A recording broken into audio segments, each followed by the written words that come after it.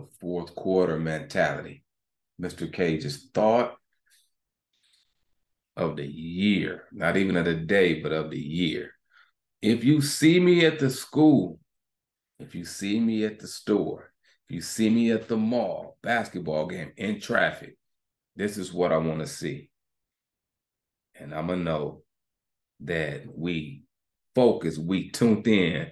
We're not just relegating the fourth quarter mentality to a day of the year, but it's expansive and it transitions into a lifestyle. If you're watching this on Instagram, if you're watching this on Facebook, TikTok, YouTube, I want to see the number 4 from us in the comment section. The fourth quarter mentality represents sacrifice, commitment, perseverance, endurance. It also represents what I like to call KI, the killer instinct, a closer, and finishing strong. So anytime this fourth quarter mentality comes to my mind, immediately my visual goes to Michael Jordan hitting that last shot against the Utah Jazz to bring the Bulls to completing the second three-peat. But I want to give us some practical best practices that can help us cultivate, that can help us build and strengthen the mentality that comes with being a fourth quarter closer. Like I said before, it's not limited to sports. It's not limited to a time and season of the year, but this mentality of perseverance, relentlessness, endurance, commitment, and sacrifice as a lifestyle. It's a place that we can live from to positively impact those around us and our immediate sphere of influence, and even those individuals that we will never see. So here we go. The first statement in association with the fourth quarter mentality, which is going to be a part 2. I'll give you what I can in part 1, but we'll transition to a part 2 when it's needed. Let's do it. If this is a good, I want you to listen and tune in because this is a life-changing concept. If we receive it as such, we just receive it as words, it's going to fall to the ground. But if we receive it as seed and let it penetrate our hearts, motivations, mentalities, as we apply it and we're relentless in our application and integration, we'll see some real strong results. We cannot be accountable to an idea, but we can be accountable to a goal and a person. Why can I not be held accountable to an idea? Because it's in my mind and it's in the air. But when I take that idea and I type it out or I write it out and I show somebody, like my mentor, like my teacher or my coach, that person can hold me accountable to the implementation of that idea. So that's the first statement.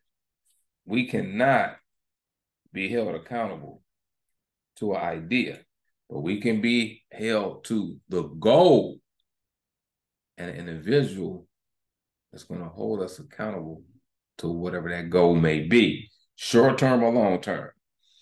In the fourth quarter, and let's talk about, we could use football, but for this example, I'm going to use basketball.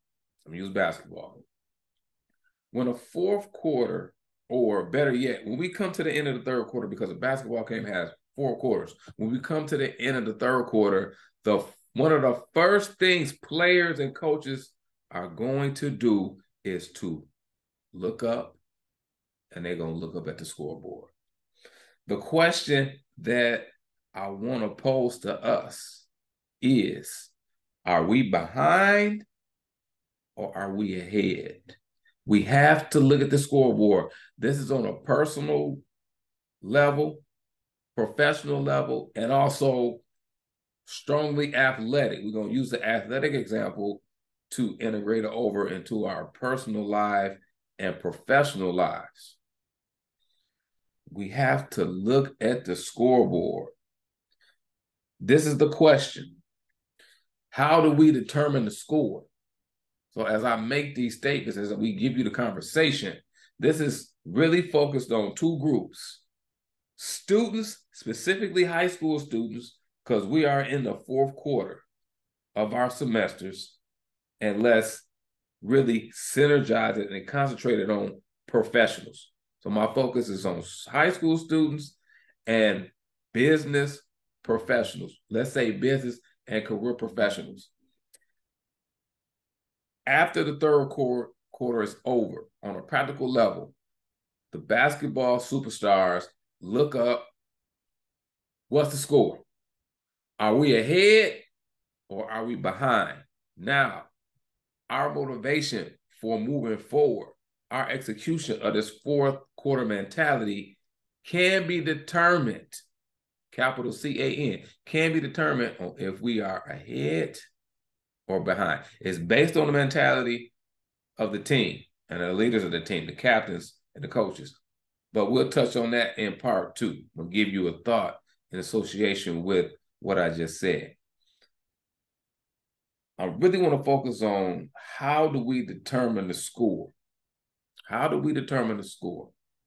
For students, the score is determined by grades, missing assignments, or attendance. These are what are called statistics. Statistics determine the score. Just as professional basketball players look at the scoreboard and at times statistics after the game, but more so the scoreboard to determine if we are ahead or behind, high school students need to look at grades, missing assignments, and attendance. These are statistics. How do business professionals determine if they're ahead or behind? We could say the number of clients. And in my aspect, in my profession, it's the number of clients, it's the missing reports, the meetings, parentheses, trainings, or the completion of interviews.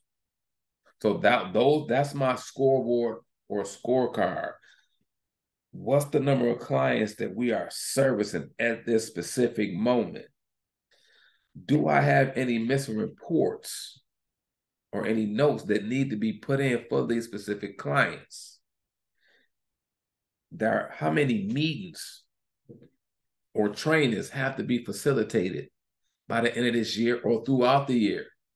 And lastly, how many interviews need to be completed to educate those who want to be a part of the Maze of Life opportunity? The scoreboard or scorecard is objective. It's not subjective. Objective means it's not connected or associated with what I think or how I feel, my opinion. It's numerical in value. A 1 is a 1, no matter how you look at it. If you just see a 1, it's a 1. Subjective means that it's based on the subject, the person, my experience, my ideas, my opinions. Scorecards and scoreboards are objective. This is why they're most effective, and we use them to determine if we are ahead or if we are behind in the fourth quarter.